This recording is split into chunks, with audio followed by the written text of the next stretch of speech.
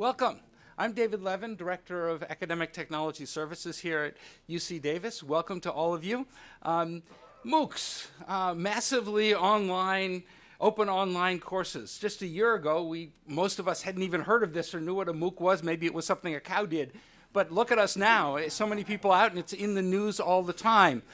About a year and a half ago, Daphne Koller and one of her colleagues at Stanford opened up their courses to the world to see what would happen, and who knew what would happen?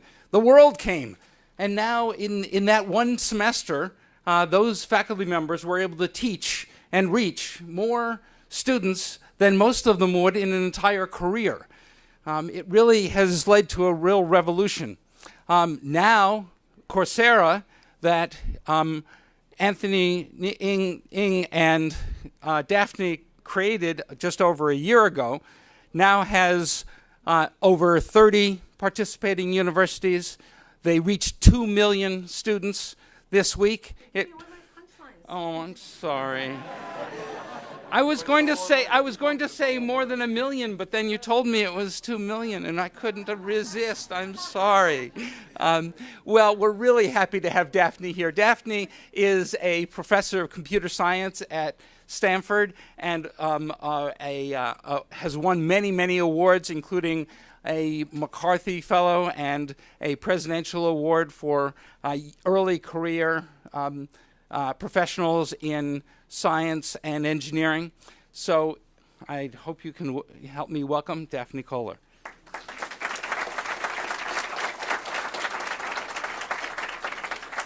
Thank you, David, and thank you all for being here today on Thursday afternoon. And I'd like to tell you a little bit about the project that Andrew and I have been working on for just about a year. It seems like it's longer. People keep telling me, you've been doing this for about 3 years now, right? It's like, no, not really. So I'm going to start, so the title of the talk is The Online Revolution, Education for Everyone. I'm going to start and end with education for everyone, and the online revolution is going to be sandwiched in the middle. So, boy, and you can't see the slides, I'm sorry.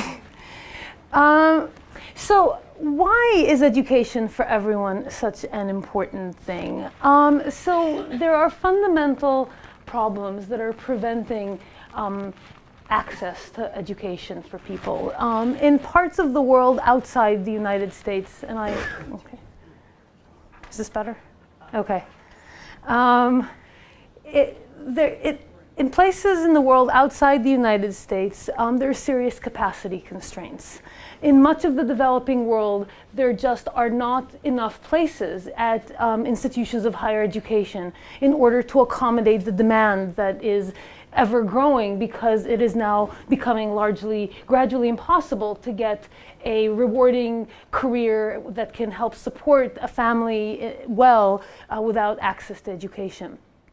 So one particularly poignant example happened almost exactly a year ago, and it happened just as we were starting Coursera, which is why it's particularly memorable. Happened in South Africa in January of 2012. South Africa is one of those countries where capacity is limited. The educational system was constructed for the white minority. There's now a lot more people who want access to education, and there just are not enough positions. So the admit rate between people who want to get accepted into one of South Africa's few public universities and the number who actually get in among the qualified applicants is about 1 in 8. And so this led to a real tragedy in January of this year when in the University of Johannesburg, when there were a handful of slots left open from the standard admissions process into the university.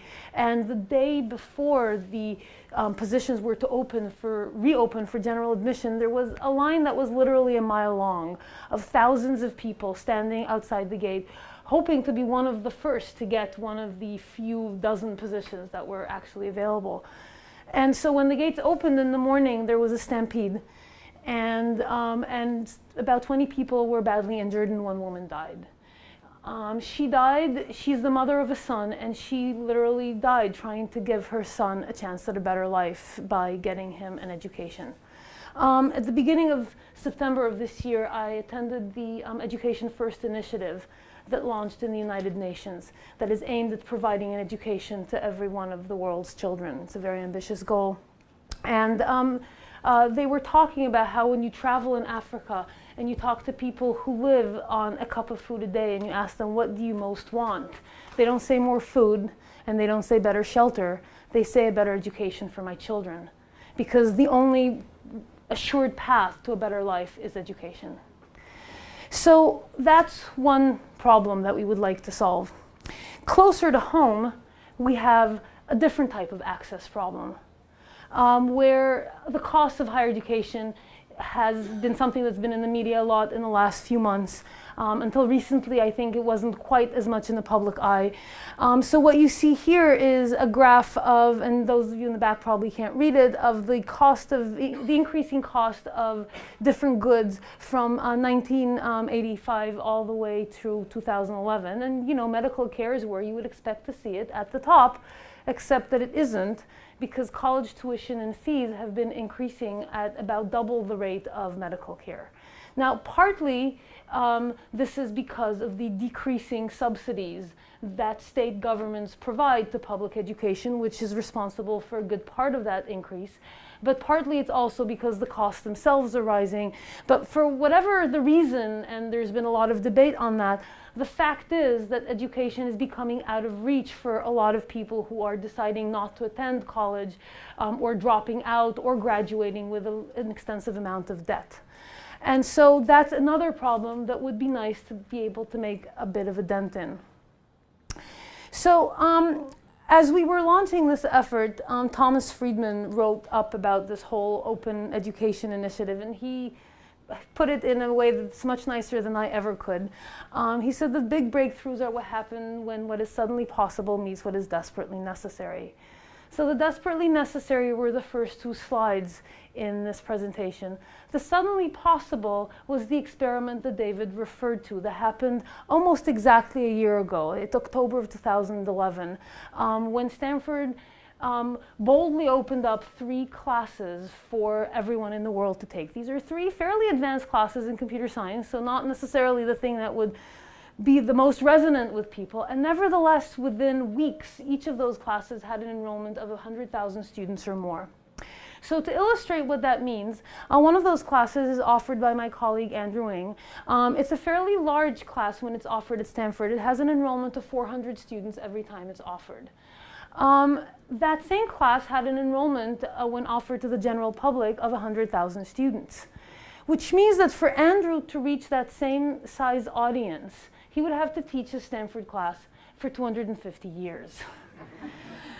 So the impact and opportunity of this are just, I think, staggering to anyone when you stop to think about it. And this is what caused us to decide that there's an opportunity there that one really must live up to, and led to the launch of Coursera just actually, I think, a year ago tomorrow. And so I'll give a brief summary of where we are today, and then I'll talk a little bit about the technology that underlies this. So currently we have 33 of the world's best universities that have elected to work with us to provide a free open education to everyone around the world with an internet connection. And I can let you stare at this. It has some really outstanding institutions that we're truly privileged to work with. Our 4 founding universities were Princeton, Stanford, Penn, and Michigan, but now we have many others, including Duke, Columbia, 2 UCs, Irvine and San Francisco, Maryland, Illinois, Johns Hopkins, and many, many others, including 8 international universities as well. This is a somewhat dated graph. It's impossible to keep this up to date, of student enrollments. We officially launched in the middle of April. We had 200,000 legacy students from the 3 Stanford classes that happened in the fall. We hit 1 million users a little bit less than 4 months later, at the beginning of August. And yesterday we hit 2 million users, so 4 months later. It's been growing at a pretty steady pace of about 65,000 students a week, new students a week. Course enrollments are currently, I think, about 6.5 million different courses that people enroll in. So this is kind of the summary of where we are, and I'll talk a little bit about the courses and some of the examples in a little bit. And I should say 196 countries. We have every country around the world except for North Korea, which I think just blocks us. It blocks everything.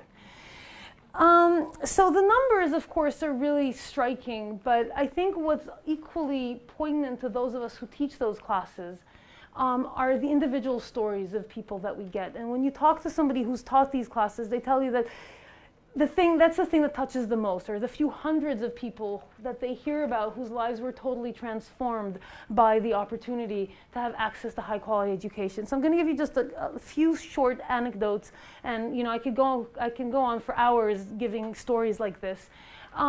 This is Ryan. He was one of our first students. He took some of the courses that were in the fall.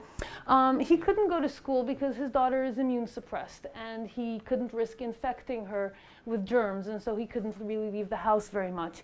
So he took some of our classes, and then a few months later he sent us another email saying that baby Shannon, you can see her on the left, is doing much better, and that he also got a job by having been able to take some of those classes and demonstrate competence in computer science to prospective employers. This is one kind of access issue. A different one that I just literally got the email this week, and I haven't had a chance to put it in the presentation, is I got this from our poetry instructor at Penn, who had a student in his class who was autistic, who couldn't speak, has never spoken, and nevertheless was one of the star students in the class by virtue of having access to this kind of material. And then from a more international perspective, I got an email for my own class from a student who lives on the Afghan-Pakistani border in a war zone. Had to drop out of school after a year to support his family, and sent me an email saying that he'd heard about this through my TED Talk, and could he please have a scholarship to take one of these classes. And I said, you don't need a scholarship, it's free. And so he sent me back an email saying, well, in that case, can I take two? And then he promised that he would go down to the internet cafe in the village every week to do his homework to repay my trust in him. And it's that kind of a story that really makes this all worthwhile. Okay, so with that, let me go a little bit into the technology and talk about what makes these courses different. Because after all, many universities, and MIT was a pioneer in this area, but many others have put course materials up online freely available for more than a decade. So what makes these different? What makes it different is that it is our best attempt to provide a real course experience, the closest that we could come to in terms of simulating an on-campus experience in an at-scale version to tens of thousands or hundreds of thousands of people. So what does it feel like? The course starts on a given day, and then every week there's content that the students are supposed to learn, and every week there's homework. And the homework is graded, which means if you don't do your homework, you don't get a score for your homework, and that means you're not going to succeed in the class. And homeworks and deadlines, it turns out, really make a difference. And you can see that in the usage statistics that are going to come up on the slide right now. The x-axis is time, the y-axis is usage of the site, and you see that's the set of spikes? Those are deadlines. You can see here that the students tried to log in the day of the deadline, and then they realized that they needed a little bit more of extra time. So now they're logging in the day before the deadline, which, but still just the day before the deadline. So procrastination still clearly is very much a global phenomenon. And then the other piece of it is that at the end of the course, if you did your homework, there's actually a reward at the end. And these rewards are certificates. They're not credit-bearing as of now, although I'll talk a little bit about that at the end if people are interested. But nevertheless, these certificates are things that students tell us that they've presented to employers, and it's gotten them jobs because it's a demonstration of competence that employers take seriously, even though it doesn't contribute towards a degree. And so that, too, is a component of what makes these courses attractive. So now I'm going to talk about the pieces of technology that go into the student experience in these courses. The first of these is video-based instruction. And we found that students resonate well with video because it makes the class more human. It feels like taking a class on campus. You make a connection with the instructor. And it turns out that instructors use the video in a whole variety of creative formats because once you can break away from the constraints of just the talking head or the professor walking around in the classroom, you can do all sorts of things that you can't do in a physical classroom. So I'm going to give a few examples. This is what you might say is our standard format. It's a professor is a picture-in-picture talking within the slides, but it turns out that you could do it in a way that you really embedded in your slides. You're pointing to things on your slide, and it turns out to work really nicely. Up there is the Illinois Sustainability class. They actually shot many of the segments on site in places that illustrate sustainability issues. Over here is the Health Policy and Affordable Care Act. This is Zeke Emanuel, who helped author the act. He's a professor at Penn. He taught the class. It was timed to coincide with the Supreme Court decision on the Obamacare Act, and this is an interview with Professor Emanuel right after that was part of the class, right after the Supreme Court decision came down, talking about the ramifications of the decision. And then finally, this is maybe the cutest one. This is actually the professor right there. He decided this is the gamification class from Wharton, and he did a few of his lectures as a computer game character to illustrate gaming concepts. So that was kind of cute. And there's a whole bunch of other things that I could talk about. The other piece that you can do by breaking away from the constraints of in-class instruction is that you're no longer wedded to the hour-and-a-half lecture. And so following the lead of people like Salman Khan, it makes much more sense to break up the content into smaller, more modular chunks that are cognitively easier to deal with. And that allows people to traverse the material in their own way, in different orders at their own pace. And it also allows you to personalize the experience. So for example, some students might benefit from a little bit of extra prep that not everyone needs. Some people might be interested in some optional material that isn't necessarily of interest to everyone. And so by doing this, you can break away from the one-size-fits-all model of education that we've needed to have in order to scale up our instruction to 300 people sitting in an auditorium. So that's one piece of it. I think it's the least interesting piece, to be honest. The more interesting pieces have to do with the other components. The second of which is the practice and mastery, because one of the things that we know as educators is people don't learn stuff by passively watching videos. They might be inspired by it, but they don't really learn it. And so you need to actually make people interact actively with the material. And there's been a tremendous number of studies that demonstrate this. This happens to be one of my favorites, but it's one of many. It's a paper that appeared in Science last year by Karpika and Blunt, and it shows that by even introducing simple retrieval exercises into the course of study, people perform much, much better on an exam downstream than they do by all sorts of other educational strategies, including repeated studies, concept maps, and a whole bunch of other things. So how do you integrate that into an online experience? The first piece of it is by making the lectures themselves, even though they're short, interactive. And so the lecture isn't a passive thing, and I'm going to show that right now. You can see this is, oh, I forgot to turn the sound on, but that's okay. The instructor, this is the Michigan instructor on model thinking. He's talking.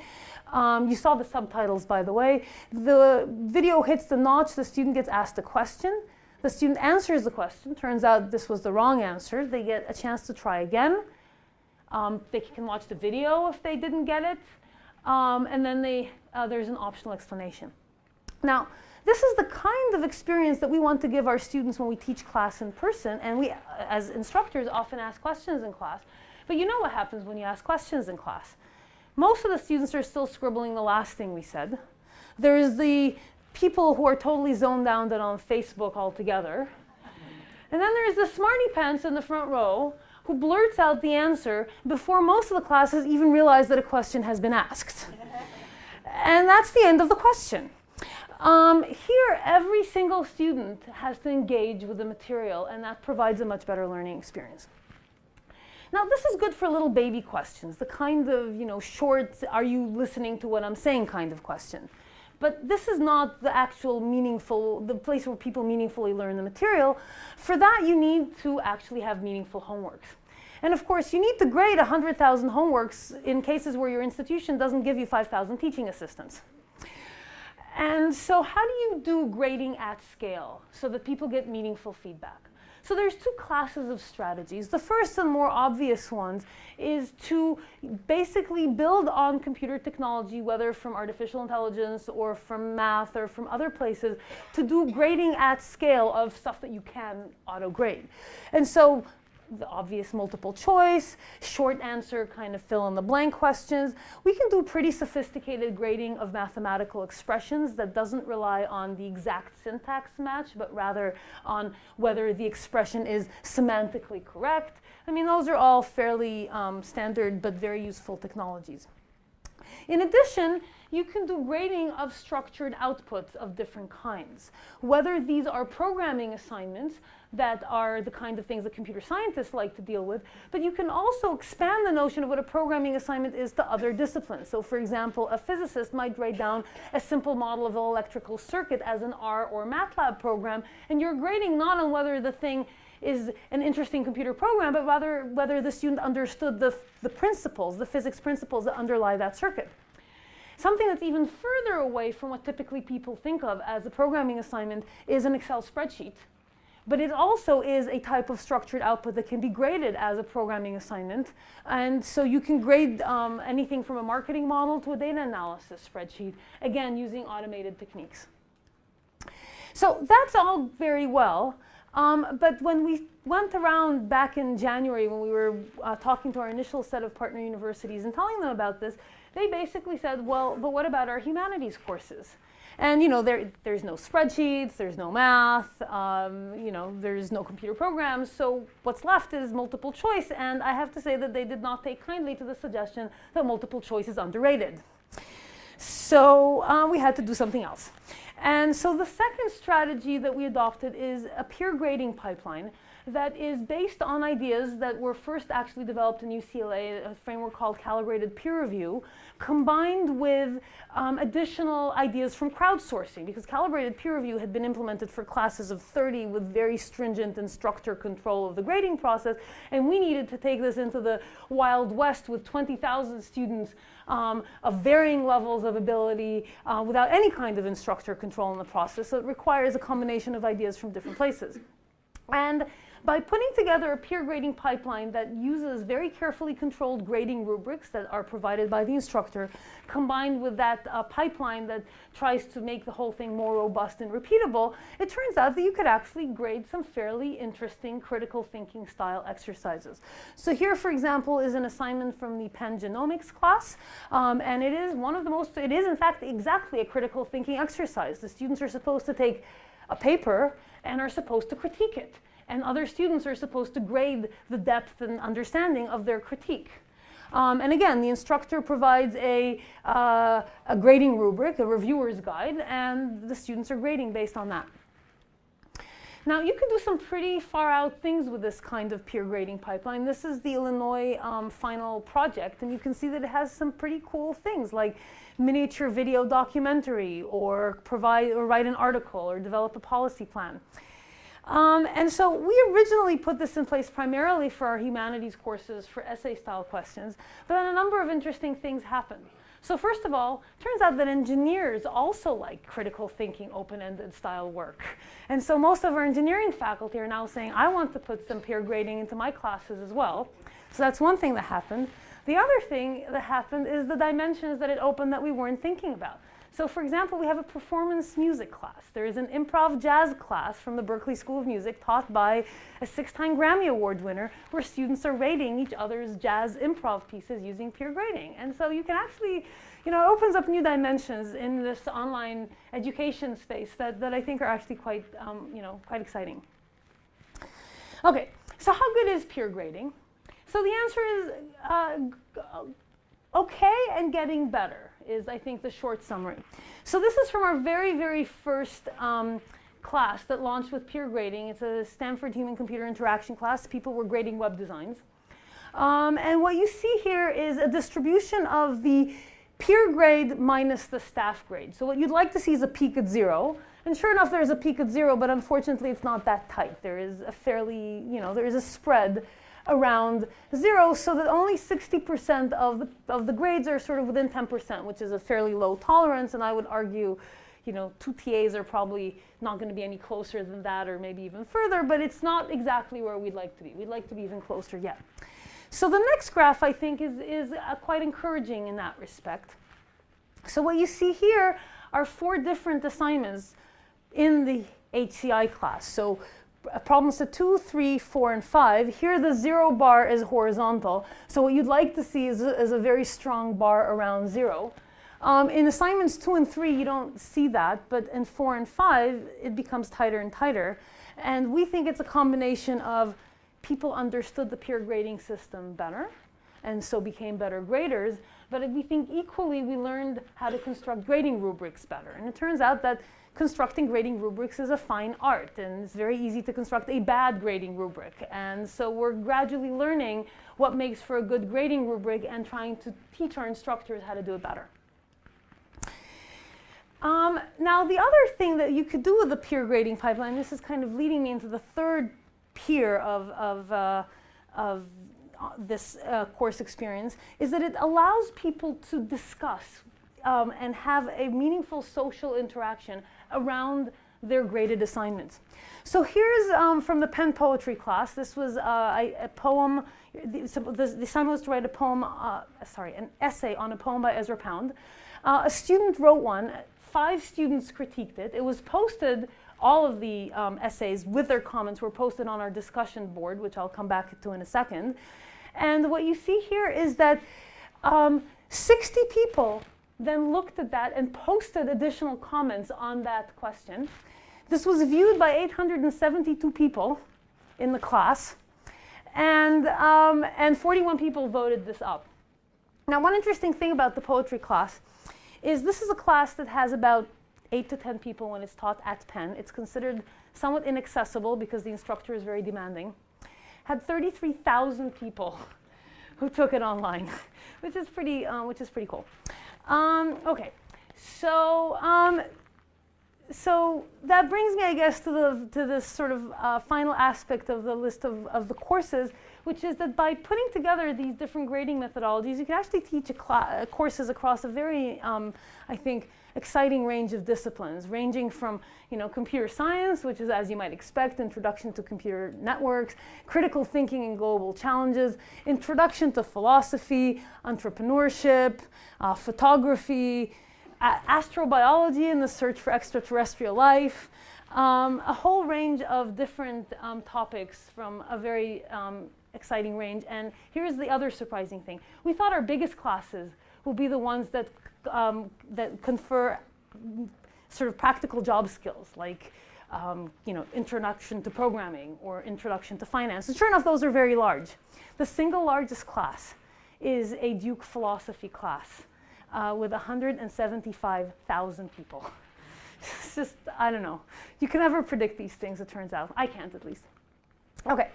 So the last of the 3 piers of what makes these course experiences different is the whole notion of community. And people often ask us why we don't have the courses be completely self-paced. You come whenever you want, you do the work whenever you want, you finish whenever you can. And one of the reasons there's 2 reasons for that. The first is that deadlines are really important. And if you let people procrastinate indefinitely, they will. And the second reason is that by having all these people be a cohort that goes through the class together, you get an amazing sense of community that is really critical to the learning experience. Because one of the things that we know is that the one thing that doesn't scale is instructor time. So an instructor can't interact with 100,000 people. And so what do you do to substitute for that? What you do is you have students interact with each other, and that's sort of the substitute. So here is a global community. I'm just showing you, these are just pretty pictures, eye candy. This is a heat map of places where people are logged in at a particular point of time. And you can see little light spots in the US, in Europe, in Asia, but you can see light spots all over the world, which is what I said, 196 countries. So where do these students interact with each other? By the way, only 1/3 of our students are in the United States, 2/3 are international. So students interact with each other in the discussion forum. And it turns out that it's easy to construct a discussion forum that works for 50 students, but if you want a discussion forum that works for 50,000 students, you have to think a little bit about how to make it work. So one thing that we did that isn't actually on the slide is an automatic detection of semantically related questions. So if a student types in a question, the system automatically pulls up all of the previous questions that are similar to it so that a student says, oh wait, my question has already been asked and answered. And that reduces question fragmentation easily by an order of magnitude and makes the whole site much more usable. The second thing is that we have this voting mechanism based on what's called the Stack Overflow model, where students vote the most useful questions and the most useful answers up and down, which means that anybody who logs onto the site, whether it's a student or the instructor, can figure out what are the most asked questions for which a good answer has not yet been provided. And so in a matter of minutes, people can make a useful contribution to the site. The other thing we've put in place, and this is actually piloting in my class, which is going on right now for the second iteration, is the notion of a community TA. So community TA is a student who took the class in a previous incarnation and did really well both on the homeworks and in terms of participation on the forum. And so these students are good contributors, and so we reached out to 40 of the best students in my previous incarnation and asked them whether they wanted to help give something back by contributing as a community TA, and 19 of them said yes. And so we now have 19 community TAs, and they're fixing bugs in my homeworks and, and answering questions on the forum all the time, and it's really wonderful to see that. And what we hear from them is that they learn as much or more from doing this as they did from taking the class the first time. And so, not a surprise to any of us who are educators, but it's nice to hear it anyway. The other form of interaction that we see is it occurred organically. We didn't build it in. Somebody posted on the forum email, like a thread saying, I'm in Kandahar and I'm taking this class and I'd like to get together with some other people to discuss it, so we're going to get together in this coffee shop at 5 o'clock in the afternoon on Thursday. And people answered and the study group formed, and all of a sudden we had thousands of study groups, tens of thousands of study groups across our courses. These study groups occur all over the world. So this is a screenshot from meetup.com where people get together to do this. And we have over 1,500 communities in over 1,300 different cities, ranging all the way from the wilderness of Siberia down to Tierra del Fuego in South America, which is the southernmost occupied point in the planet. And people get together once a week to talk about the material. Now, some of these study groups, however, are virtual. So the Russian-speaking students or the Arabic-speaking students are virtual study groups where people get together online. And one of my favorites is on the left in very small print, the multilingual universal study group. We have one in almost every class of people who want to get together explicitly with people from other cultures so as to break down cultural barriers. And we've had people tell us that they learn to respect people from cultures that they're actually at war with by having this shared intellectual endeavor, which is actually one of the nice things that happens out of this, of a global community around learning. Okay, so now I'm going to talk a little bit about opportunities that arise from this kind of course. So the first is the statistics and analytics. Now this is in some sense provides us with an unprecedented opportunity, because we collect every single event on the site. So we know when people pause the video, we know where they rewind, we know where they go to 1.5x because the instructor is being really boring. We know which questions they submit a wrong answer to, and when they come back, do they submit a right answer? And everything is logged. And so you have an incredible sort of trajectory of a student's learning experience, which is a remarkable wealth of data. And we have it at the scale of hundreds of thousands of students, which allows you to get statistical significance for questions which normally one would never be able to answer, because the typical size of an educational study is 20 and 200 for the really big ones. And this is completely different. So here's one example of something you can do with this, and we're only starting to scratch the surface. Our analytics team is less than a month old. We just put it in place. This is a distribution of wrong answers from Andrew's machine learning class. The answers happen to be pairs of numbers, so you could graph them in a two-dimensional plot. Each of these little crosses is a one-off wrong answer, so a student who did something really bizarre. The big crosses are common mistakes, where students coalesced onto a single wrong answer in this infinite space. So over there on the top left are 2,000 students who came up with the exact same wrong answer.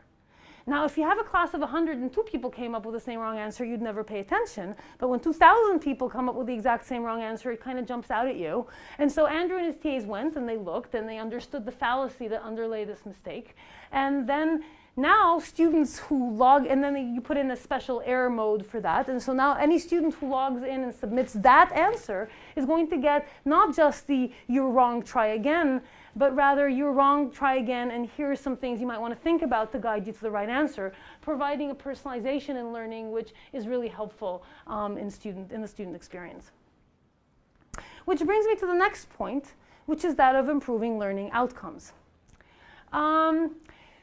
So you could think of one of the opportunities here as being the first step maybe, or a step. It's not the first step, other people have done work along these lines, towards solving a 30-year-old problem. In 1984, Benjamin Bloom, a renowned educational researcher, wrote a paper called the 2 Sigma problem. In that paper, Bloom studied 3 populations and the distribution of achievement scores. So this is the distribution of achievement scores in students that were taught in a traditional lecture-based class. Not a very large lecture, 30 students. The red graph are students who were taught in a mastery learning format. Still a lecture-based class, but they weren't allowed to move on to the second topic before having demonstrated that they mastered the first. You can see a distinct shift to the right, a full standard deviation, or sigma, relative to the achievement scores of the first population. The last one is students who were lucky enough to get an individual tutor. And those students are yet another standard deviation, or sigma, to the right of the mastery population. So to understand the implications of 2 standard deviations, improvement in performance, Bloom points out that if we pick the median of the lecture-based class as a performance threshold, so that in that population, half the students by definition are above and half are below, with that same threshold, the green population, 98% of the students are going to be above that bar.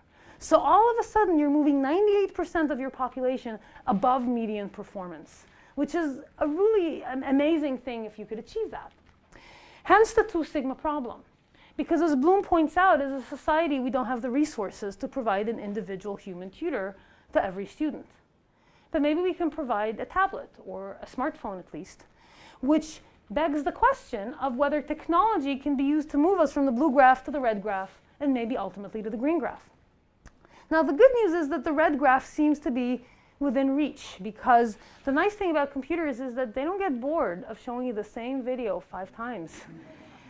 Or even grading the same homework 5 times, which most TAs would definitely balk at. And so mastery seems easy to achieve with a little bit of work. And personalization, clearly that's a harder goal, but there's already pieces here that allow for some personalization, whether it's students progressing through the material at their own pace in their own order, or the kind of personalized feedback that data analytics can give us, as we showed on the previous slide. And so I don't know if we can get all the way to the green curve, but it sure would be nice to try. So that brings us to the next question, which is one that's often asked, which is, okay, so if this is all so amazing, are universities about to go out of business? And so there's 2 perspectives on this. There's this one, a quote that's typically attributed to Mark Twain incorrectly, who said that college is a place where a professor's lecture notes go straight to a student's lecture notes without passing through the brains of either. Now, I think that's, not a fair description of the college experience, but it's maybe not a completely unfair description of what a 300-person lecture looks like. So the other perspective on maybe what we should aim for goes much further back to Plutarch, who said that the mind is not a vessel that needs filling, but wood that needs igniting. And maybe we should spend less time in colleges filling our students' mind with content, which they can now get in a much more engaging and interactive form, but rather igniting their imagination and building problem-solving and critical thinking skills. So how do we do that? Smarter people than me have come up with a bunch of ideas. This is a paper by Nobel Prize-winning physicist Carl Wyman, came out in Science last year, who did a very extensive study. This is a population of size close to 300 in the case and control each, comparing active learning in the classroom to traditional lecture. This is traditional lecture with an award-winning lecture compared to the students basically read the stuff. He didn't have all the online video stuff. It was just the students read the stuff before class, and then they came into class and did problem solving with a bunch of teaching assistants. And what Wyman and his colleagues showed is that if you compare the lecture population to the active learning population, and on every single metric, attendance, engagement, and learning, there's a huge performance improvement for the students who had active learning in the classroom. And so what maybe is an alternative as we rethink education in the context of this digital revolution is that instead of using the precious class time where an instructor and the students are together in the same room at the same time, which isn't for a lot of time, maybe, and having the instructor stand there and give the same lecture that he or she has given for the last 15 years, instead we could use the time for some actual dialogue between the instructor and the students and have this be a much more engaging experience for everyone. And I can tell you that I've been doing this in my class for about 4 years now, and it's hard. It's a lot harder to teach like this than it is to stand there and recite the lecture that you gave last year and the year before and the year before that. So it's much more challenging, but it's also a lot more enjoyable. So some of the benefits to on-campus teaching by moving to this paradigm, which is really something that for many of our partner universities was the overriding motivation, certainly on the administration side, are the fact that this online format is actually more interactive and engaging than lectures. The immediate feedback that you get by being given the feedback right there and then that you're not getting something allows you to achieve mastery in a way that getting your homework back 4 weeks after you submitted it just doesn't. The individual tailoring to students' learning styles and abilities. One thing that isn't quite as apparent, but it's actually, I think, really important, is that the online medium, I think, is less threatening to students who come in from less advantaged backgrounds. Because if you come in and you're less confident in your skills, maybe you didn't have as much math or science in high school, and you're not getting it, chances that you would ask a question in class are small. Chances you would ask a second and third question are almost zero. And so here, it's a lot easier because of the relative anonymity of it, because of the fact that you could watch the video 3 times and nobody knows, nobody thinks you're stupid because you watched the video 3 times because nobody would know, is a much better way for students to kind of catch up and develop both skills and confidence if they come in from backgrounds where they don't necessarily have that coming in. We talked about the use of detailed analytics as a way of improving courses. And then the last and I think biggest thing is the time for meaningful engagement between students and faculty and students and their peers. Because if you ask yourself, what is the value proposition in the next decade for a top academic institution? It's not going to be about content. Because content, high quality content, is becoming free and ubiquitous. And so you can say, well, it's about the degree that they get at the end, and maybe that's true, but somebody will come up with a way of solving that too. So the real value proposition that we can give to students is that problem-solving, creative thinking, mind meld that you get from that kind of engagement that you have in this environment, in the residential experience. Okay, so my last slide, coming back to the education for everyone. So this is sort of the high-level vision slide, and it's going to get a little bit sort of over the top, but please forgive me because I actually think this is important. So why do this? Why provide free education to people? So, you can list reasons, quite a number of them, but the 3 that I find the most compelling are, first of all, that it turns education, high-quality education, from something that is a privilege of the few into a basic human right. Which means that no matter where you are, your family circumstances, economic circumstances, geographic circumstances, if you have an internet connection and the motivation and skill, you can make a better life for yourself and your family by having access to this kind of educational experience. The second is that this enables lifelong learning. 150 years ago, the stuff that we learned in college was enough probably to last us through our lifetime. You didn't need to know a lot more than that. The world around us is changing so quickly now that the stuff that we learned 15 years ago probably is not that relevant anymore, and we need constant booster shots of education. But it's hard to get a booster shot of education. What do? You can watch something on PBS, you can go to your local, but that's kind of a lonely experience. You can go to your local community college and well, find a babysitter for the kids and make your way out of the house 3 times a week. It's not that easy either, and it's not clear what the quality can be highly variable in terms of what you get in that kind of setting. And some are great and some are not so great. And then here, anyone who wants to learn something new, whether it's just to just think about something in a different way or because they want to make a change in their life, that opportunity is available to them. And then finally, and this is sort of the $64 million prize, is talent can be found anywhere. There's this amazing story of one of the world's most brilliant mathematicians who grew up in a tiny village in India and taught himself mathematics. This was in the 19th century. So we don't know where the next Einstein or the next Steve Jobs lives. Maybe they live in a small village in Africa. And if we don't give them an education, they're just going to live their life and that's going to be the end of it. But if we give them access to education, maybe they'll come up with a really great idea that's going to make the world a better place for everyone. Thank you very much.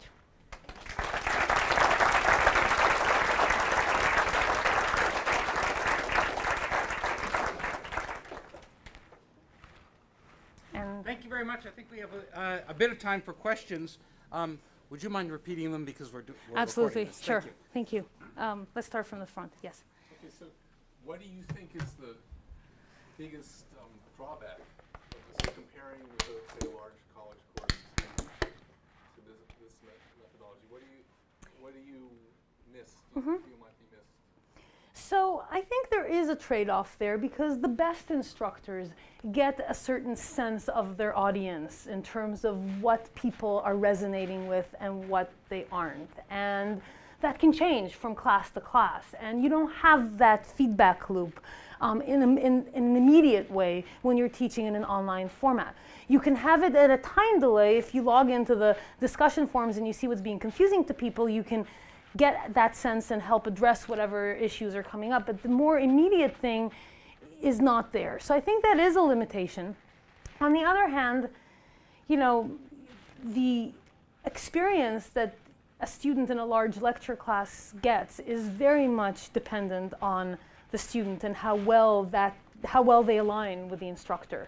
So for example, if you happen to be in that median of the population that the instructor pace is suited to, that's great. But if you need a little bit of extra time to think about things before you move on to the next topic, or if you're quick on the uptake and already bored and want to move on to the next thing, there isn't a good alignment there and you get bored and a lot of people lose it, and once they lose it, they never regain. So I think there's trade-offs. So it's not a, yeah. Okay, I'll go into the back. Could you talk about the complementarity between the MOOCs and teaching MOOCs from an instructor standpoint and the credit-bearing courses where they pay full tuition and Right. so forth? So what's the incentive for an instructor to teach a MOOC? Okay.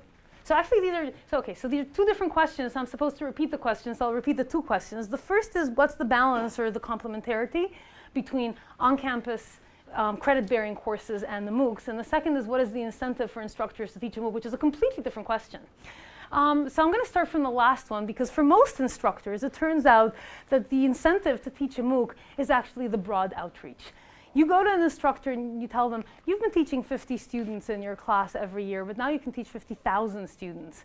That resonates with a lot of people because, those of us who are college professors, we're doing this not because it's the world's highest paying job or most famous job. We're doing this because we care about what we're studying. We think it's important, and this is a way to convey that to a much, much larger number of people. So you can think of it as like writing a textbook only on steroids because it's you hit a lot more people a lot faster. The second, or rather the first half of your question is how do you mesh that with on-campus instruction?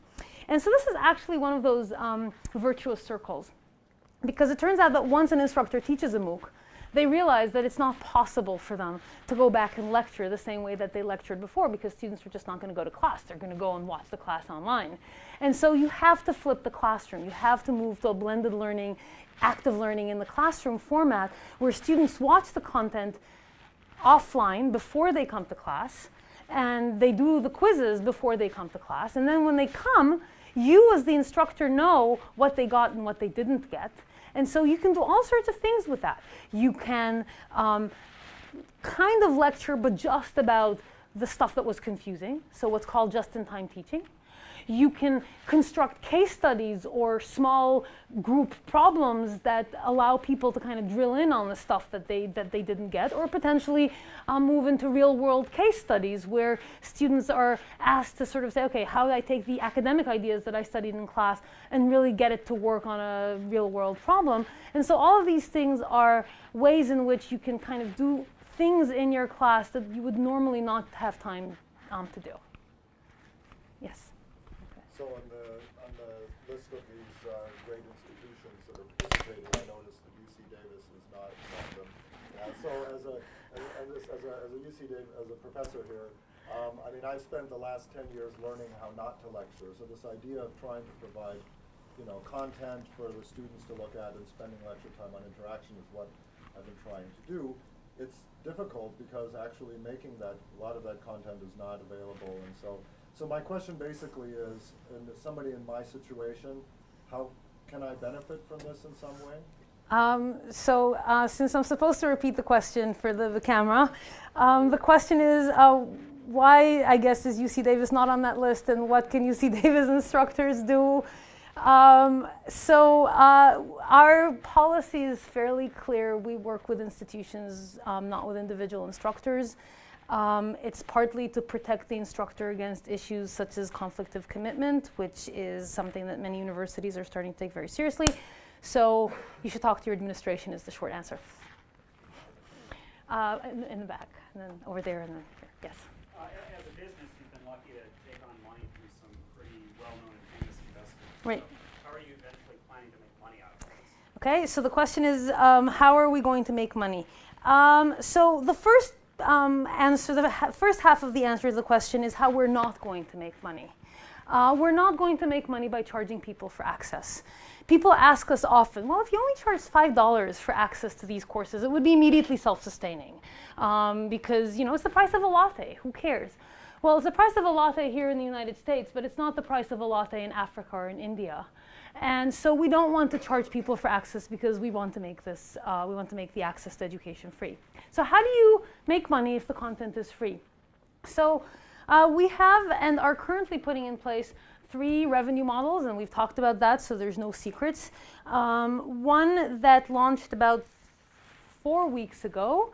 Actually, let me start with the one that launched yesterday. The one that launched yesterday is a career placement service where students can opt in by uploading a resume, so there's no ambiguity, that they're interested in being considered for jobs by top employers. And the employers can then search with the very detailed information that we have about the students for the ones that seem to suit their needs the best. And then they make those students offered, and we get paid by the employers in much the same way as a recruiter would get paid for identifying good employees for that employer. So that's one. We have already placed 2 students with that, but we just started 2 days ago. A second model that we announced about 4 weeks ago is, think of it as a textbook. If you're an institution that can't offer, say, a machine learning class, and many institutions can't because it's very hard to get qualified machine learning instructors because they all go work for Google or Facebook. And so if you're not a top computer science department, it's actually kind of hard to put together such a class, but students really benefit from having one on their transcript because it's something that gets them an interview at Facebook or Google. And so you can basically take the course with all of its assignments and all of its auto-grading and have a local instructor who isn't necessarily expert enough to teach the material but can facilitate. And all of a sudden you can offer a class to your students and basically license the course. And so you can think of it as kind of licensing a textbook of the 21st century. That's the second model. And we figure, if somebody's paying tuition for the class, it makes sense that some of that tuition goes back to support the production of the content. And then the third one, which we haven't yet put in place, but will in the coming months, is the notion of charging for certification. So if a student gets like a meaningful, certificate that attests to competence, then they pay a modest amount for having that.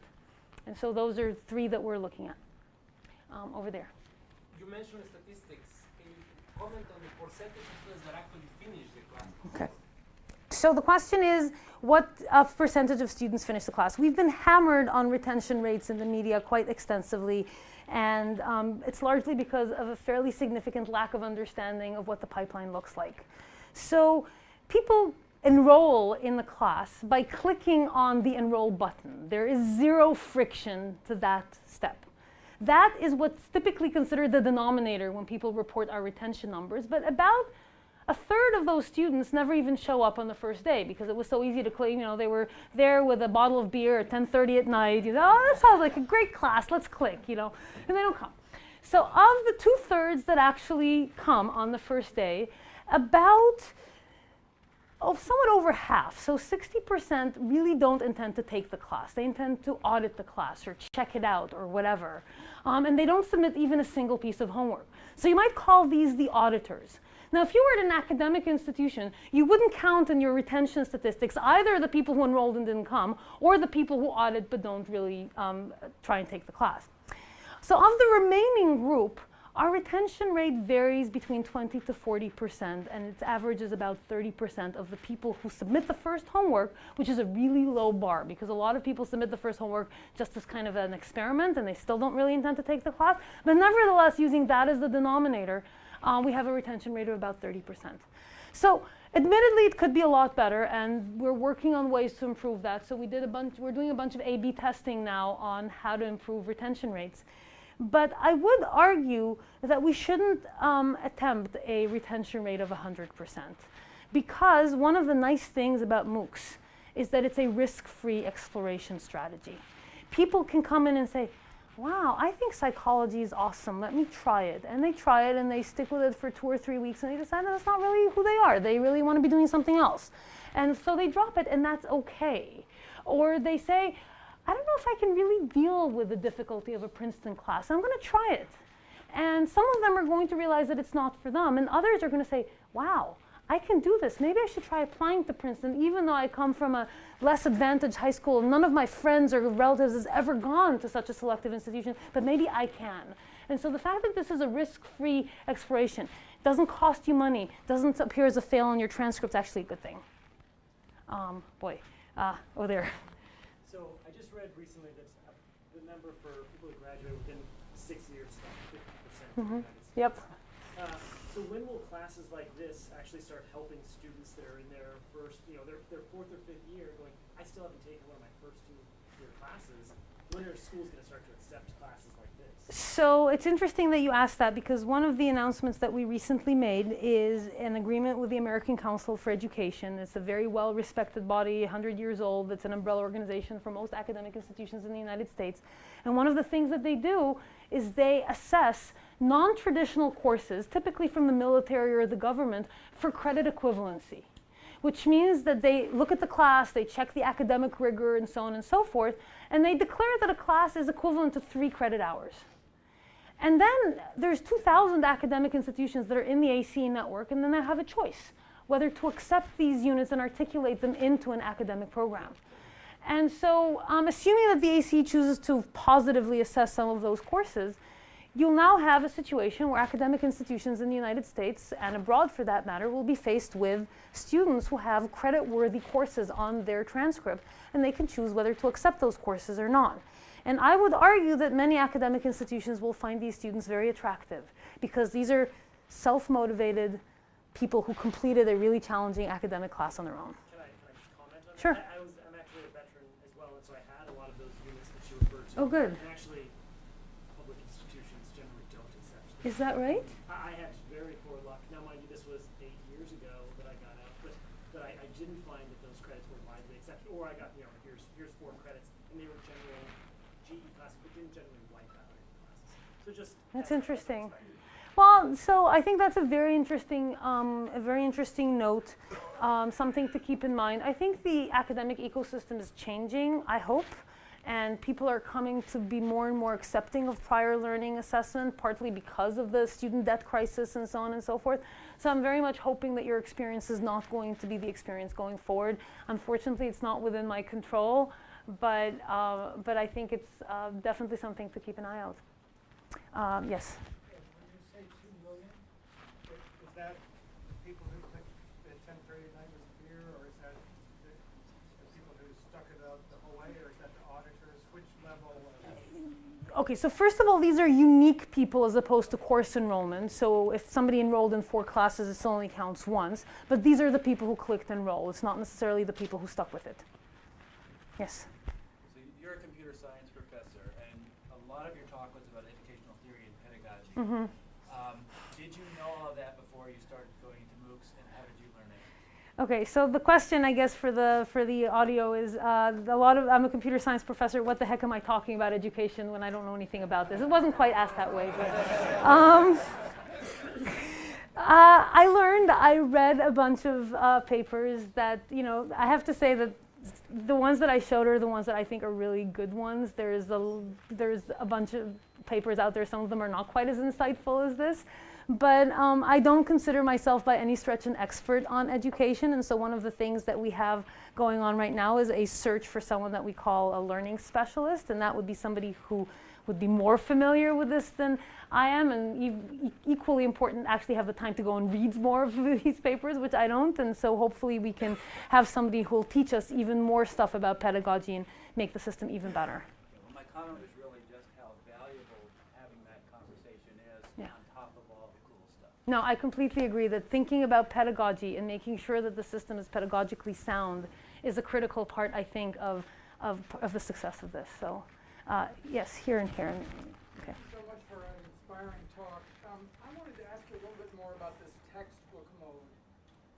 Are any of your current partners using their own courses as textbooks? Oh, yeah. And then they supplement that for their tuition-paying students? That's right. Is that correct? So to repeat the question, going back to the textbook mode that I discussed, are any of our current institutions using their own courses as textbook? The answer is almost all of them are. Almost all of the institutions that have offered courses are using those courses to flip the classroom and having the students watch the content outside of class and then enhancing that with an in-class experience for their credit-bearing students. What's also true is that even within our partner institutions, we're seeing institutions that are starting to use the content of other institutions. So for example, there's a wonderful article by a professor at Vanderbilt, which is one of our partner institutions, who used the content from both the machine learning and the database class. Both are Stanford courses, and he was an early adopter, so there was really only Stanford courses at the time, to basically teach his class on machine learning and his classes on machine learning and databases at Vanderbilt. And he would have the students watch the content outside of class, and then he would spend class time doing project work, teaching stuff that he thought Andrew should have covered but didn't, or that maybe Andrew should have covered in a different way. And he said his teaching ratings went up. The students loved it. It gave a much more interactive feel to the class. And we're starting to get that from a number of institutions across the spectrum of it. So then can I just follow up? Then is that access to those textbooks part of the business arrangement you have with your partners? So the question is this part of the business arrangement that we have with our partners? So if you are a partner university and you produce your own content, you get to use that. We don't charge an institution for access to the platform or access to their own content. The only revenue comes in if you start using somebody else's content, and then it goes back to support that content development. Yes. A question about languages. Okay, last question. Are all the courses taught in English, or what other languages are being taught, and how are you going to deal with the language question? So I'm really glad you asked that question. So the question is, are all the classes in English, and what happens for students of other languages or courses in other languages? So at the moment, the vast majority of our classes are taught in English. However, and I didn't show that video, most of the courses are subtitled into multiple languages, and that's done by crowdsourcing. That is, once the courses are subtitled into English for accessibility purposes, students in the class typically translate them into their own native language, that thereby making them accessible to people of their, of their country, for example, that don't have the same level of English language skills, and that increases accessibility significantly. That having been said, we realized that subtitled content only takes you so far. And if you have no English language whatsoever, subtitled content's probably not good enough because the slides are still in English, the homeworks are still in English. And so we're starting to work with academic institutions that teach natively in languages other than English. So one of our first classes of that type is about to come on board, I think, this summer. It's an introductory programming class in French taught by EPF Lausanne. And the reason why we really are very proud of that class is because a lot of the world's poorest people are actually French-speaking. Half of sub-Saharan Africa is French-speaking, Haiti, for example, as well. And this is, in one class, you can bring somebody to the point where they're eligible for a white-collar job, because it's an introductory programming class. So that's the first one. EPFL is planning to teach at least one more, and probably others, in French, and we're now starting to work with institutions that will teach in other of our major languages: Spanish, Portuguese, Chinese. We just got the Hong Kong University of Science and Technology on board, and so we're looking to find institutions that will teach in other of the big languages where people could benefit. Daphne, thank you very much.